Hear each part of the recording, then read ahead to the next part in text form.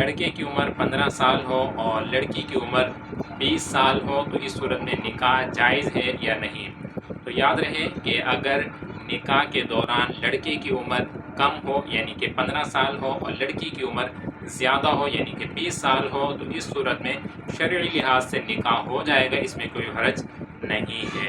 البتہ بہتر اس میں یہ ہوتا ہے کہ لڑکی کی عمر کم ہو اور لڑکے کی عمر کچھ زیادہ ہو، یہ بہتر ہے۔ لیکن اگر اس کا برعکس ہوا کہ لڑکی کی عمر زیادہ ہے اور لڑکی کی عمر کم ہے تو اس صورت میں نکاح ہو جائے گا، نکاح میں کوئی فرق نہیں آئے گا۔ جیسے کہ کچھ دن پہلے کسی نے سوال کیا کہ اگر جو ہے وہ یعنی نکاح میں 5 دن ہے اور لڑکی کی عمر زیادہ ہے تو اس صورت میں نکاح جائز ہوگا یا نہیں ہوگا، تو اس کنفیوژن کا وہ شکار ہے۔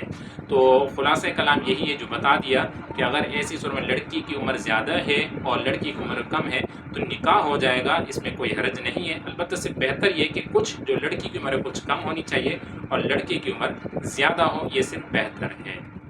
دوسرا سوال ہے کہ اگر جوتے پہنے ہوئے ہوں تو اس صورت میں قرآن پاک کی تلاوت کر سکتے ہیں یا نہیں؟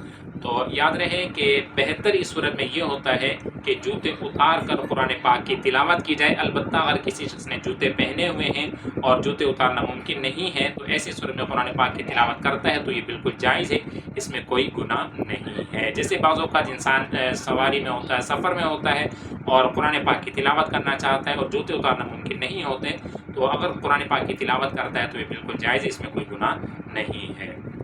آخری سوال ہے کہ کیا عورت باری کے دنوں میں مرید ہو سکتی ہے یا نہیں؟ تو اس کا جواب یہ ہے کہ بالکل جائز ہے، عورت باری کے دنوں میں مرید ہو سکتی ہے۔